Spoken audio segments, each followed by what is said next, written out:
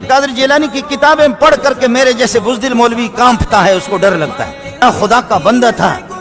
عبد القادر جیلانی جب تقریر کرتا تھا وہ مولی منظور کی طرح نابینا نہیں تھا، اس کے سامنے میرے رب نے حقیقت اس طرح کھولی تھی کہ عبد القادر جیلانی کے سامنے جو لوگ بیٹھے ہوئے ہوتے تھے وہ ان کے پیشانی پہ نگاہ پڑتی تھی، کہتے او صوفیو، خدا کی قسم تمہاری پیشانیوں پہ منافقت کا کلمہ مجھے نظر آ رہا ہے۔ عبد القادر جیلانی آنکھیں بند کر کے تقریر کرتا تھا۔ عبد القادر جیلانی کے سامنے لوگ بڑے بڑی داڑیاں لے کر کے آتے تھے، سفید کپڑے بھی ہوتے تھے، پگڑیاں بھی ہوتی تھی، کہتے تھے کہ کپڑوں سے دھوکہ نہ دو، پگڑیوں سے دھوکہ نہ دو، تمہاری اندر کی مکاری میرے رب نے میرے سامنے کھول دی ہے، میں عبد القادر جیلانی دیکھ رہا ہوں۔ واقعتاً یہ اولیاء اللہ تھے۔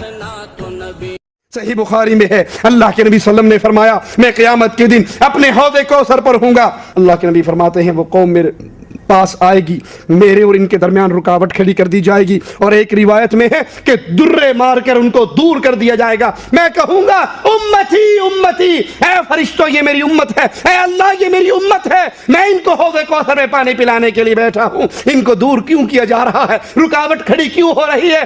سنیے سنیے سنیے، میرے نبی کریم صلی اللہ علیہ وسلم کو کہا جائے گا یا محمد صلی اللہ علیہ وسلم انک لا تدری ما احدثوا بعدک، اے نبی آپ نہیں جانتے آپ کی وفات کے بعد انہوں نے آپ کے دین محمد میں کیا کیا تبدیلی کر دی، آپ نہیں جانتے، وفات کے بعد بھی آپ کو علم غیب نہیں ہے، آپ نہیں جانتے۔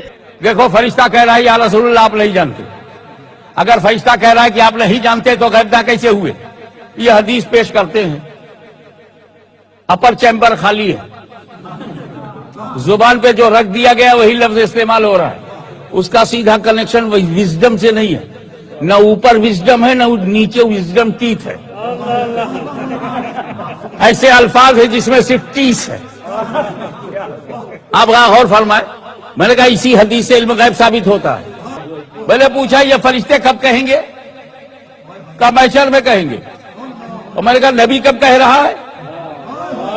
مدینے میں کہہ رہا ہے، ابھی نبی مدینے میں ہے اور محشر کا واقعہ بیان کر رہے ہیں۔ میں کوثر پہ رہوں گا، یہ غائب ہے، میں کوثر کا جام پلاتا رہوں گا، یہ بھی غائب ہے، فرشتے سامنے سے کچھ لوگوں کو لے جائیں گے، یہ بھی غائب ہے، اور فرشتے کہیں گے یا رسول اللہ آپ نہیں جانتے، یہ نبی پہلے ہی سے جانتے ہیں۔ یہاں تو ہمارے نبی حضرت محمد رسول اللہ صلی اللہ علیہ وسلم کا عالم کیا تھا؟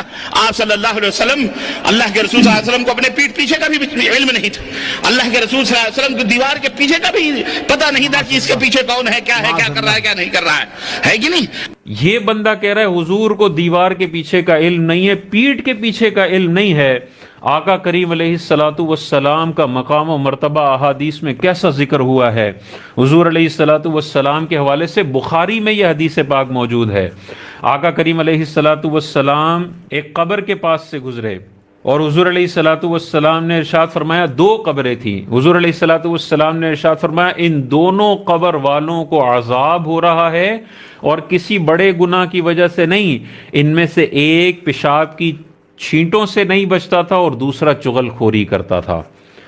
یہ بندہ کہہ رہا ہے دیوار کے پیچھے کا علم نہیں ہے، تاجدار کائنات قبر کی دیواروں کے پیچھے جانتے ہیں بندہ کون ہے، اور جب یہ آج سے 200-300 سال پہلے مرا تھا تو یہ کیا گندا کام کرتا تھا جس کی وجہ سے آج عذاب ہو رہا ہے۔ بخاری کی روایت ہے، حضور علیہ السلام نماز کے دوران موجود ہیں، نماز پڑھ کے فارغ ہوئے اور حضور علیہ الصلوۃ والسلام نے ارشاد فرمایا ہل ترون قبلتی ہا ہنا، اے صحابہ تم سمجھتے ہو کہ میرا منہ سامنے اس قبلے کی طرف ہے؟ خدا کی قسم مجھ پر نہ تمہارا خشوع پوشیدہ ہے اور نہ تمہارا رکوع پوشیدہ ہے، اور میں تمہیں اپنی پیٹھ کے پیچھے سے بھی دیکھتا ہوں۔ یہ کہہ رہا ہے پیٹھ کے پیچھے کا نبی کو نہیں پتا، نبی بخاری کی حدیث میں فرما رہے ہیں یہ پیٹھ کے پیچھے بھی میں تمہیں دیکھتا ہوں۔ چاروں طرف حضور علیہ الصلوۃ والسلام کا ویژن تھا، 360 ڈگری دیکھتے تھے اور دل میں آنے والے خشوع و خضوع کو بھی پہچان لیا کرتے تھے۔ یہ تاجدار کائنات کی بخاری کی حدیث ہے۔ اور اب دیکھیں اس حدیث میں کوئی ایکسپائری ڈیٹ نہیں لکھی ہوئی، یہ نہیں لکھا ہوا کہ نبی کریم علیہ الصلوۃ والسلام بس آدھے گھنٹے کے لیے پیچھے دیکھ سکتے تھے، یہاں پہ مضارع کا صیغہ ہے کہ میں آج بھی دیکھ رہا ہوں اور ہمیشہ تم کو پیٹھ کے پیچھے سے دیکھتا ہوں. تو یہ جو ایکسپائری ڈیٹ نکالتے ہیں نا کہ 5 منٹ بعد یہ طاقت ختم ہو گئی یا 10 منٹ بعد یہ طاقت ختم ہو گئی، تمہارے پاس قیامت تک کا ٹائم ہے، اس حدیث کے اندر ایکسپائری ڈیٹ مجھے نکال کر دو. اگر ایکسپائری ڈیٹ نہیں نکال سکتے تو یہ تمہارے اندر کا بغض ہے جو تمہیں مجبور کر رہا ہے کہ یار نبی کی کہیں شان نظر آ رہی ہے نا تو معجزہ بول کے ایکسپائری ڈیٹ نکال کے شان کو ختم کرو. تیری 24 گھنٹے کی یہی مزدوری ہے کہ شان کو ختم کرو ختم کرو ختم کرو، اور ہماری 24 گھنٹے کی یہ مزدوری ہے کہ شان رسالت میں اضافہ کرو اضافہ کرو اور اضافہ کرو. اپنی اپنی قسمت کی بات ہے. فالوورز جو ایسے لوگوں کو فالو کرتے ہیں وہ غور کر لیں وہ توحید کے چکر میں کن لوگوں کے پیچھے چل رہے ہیں جو یہ بتا رہے ہیں کہ نبی کو پیٹھ کے پیچھے کا بھی علم نہیں اور نبی کو دیوار کے پیچھے کا بھی علم نہیں ہے، اور یہ ساری بخاری کی حدیثوں کو وہ 0 سے ملٹیپلائی کر دیتے ہیں. اسی طرح موسیٰ علیہ السلام کا واقعہ دیکھیں، صحیح مسلم بخاری کی حدیثیں ہیں. حضور معراج کی رات جا رہے ہیں، موسیٰ علیہ السلام اپنی قبر میں زندہ ہیں، کھڑے ہیں اور نماز پڑھ رہے ہیں. یہ نگاہ مصطفیٰ کا عالم ہے کہ 1 سیکنڈ کے کروڑویں حصے میں سفر بھی کرتے ہیں اور راستے میں قبر پار موسیٰ کو دیکھ بھی لیتے ہیں. یہ کہہ رہا ہے سامنے کی دیوار کے پیچھے نبی نہیں دیکھ سکتے، نبی ہزاروں کلومیٹر دور جا کے موسیٰ کی قبر کو دیکھ سکتے ہیں، وہ موسیٰ جو آج سے ہزاروں سال پہلے وصال فرما چکے ہیں. یہ تاجدار کائنات کی نگاہوں کی وسعت ہے. اچھا، انہی کی کتابوں میں لکھا ہوا ہے کہ شیطان دل کے حال جانتا ہے. 7 ارب انسانوں کے دلوں کا حال شیطان جانتا ہے اور تہجد کے خیال کو جاننے کے ساتھ ساتھ وسوسہ ڈال کے اسے تبدیل کروا دیتا ہے. اور یہی اپنی کتابوں میں لکھتے ہیں کہ نبی کو دیوار کے پیچھے کا علم نہیں ہے. آپ کا سوال اسی طرح سے ہے کہ دل میں بات کیسے شیطان جانتے ہیں. ٹھیک ہے، تو آپ صلی اللہ علیہ وسلم کی وہ حدیث کو آپ یاد کر لیجئے. شیطان انسانی رگوں میں خون کی طرح دوڑتا ہے، وہ خون کی طرح دوڑتا ہے، یاد رکھیے. اور جب انسان دل میں کوئی بات سوچتا ہے وہاں تک اس کی رسائی ہوتی ہے اور وہ اتنی بات کو نکال سکتا ہے. یاد رکھیے، بعض اوقات ہم کوئی چیز دل میں سوچتے ہیں یا ارادہ کرتے ہیں کہ یہ کام ہم کریں گے، اس پر شیطان خیال ڈالتا ہے نہ کرنے کا. تو کیا شیطان ہمارے دل تک رسائی کر سکتا ہے؟ وصال عامر، اسلام آباد سے. جی، جب ہم کسی چیز کا مضبوط ارادہ کرتے ہیں تو شیطان کو پتہ ہوتا ہے، تبھی تو شیطان فوراً شتونگڑے پن پہ آ جاتا ہے وہ، اور وہ پھر برائی کا خیال دل میں ڈالنے کی کوشش کرتا ہے، برائی کو مزین کرتا ہے.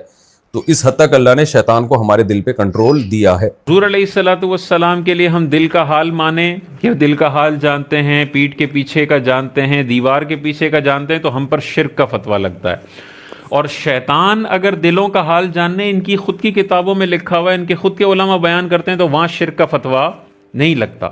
یعنی شرک کی تعریف انہوں نے شیطان کے لیے الگ کی ہوئی ہے اور شرک کی تعریف انہوں نے انبیاء کے لیے الگ کی ہوئی ہے. انبیاء کا ذرا سا درجہ بڑھاؤ گے تو تم مشرک ہو جاؤ گے، مرتد ہو جاؤ گے، اور شیطان کے لیے تم کروڑوں علم ثابت کر دو تو تم مشرک نہیں ہوگی. یہ کیسا دوغلا پن ہے، کیسا ڈبل اسٹینڈرڈ ہے شرک کے حوالے سے کہ نبی کے لیے شرک کی تعریف علیحدہ اور شیطان کے لیے شرک کی تعریف انہوں نے علیحدہ کی ہوئی.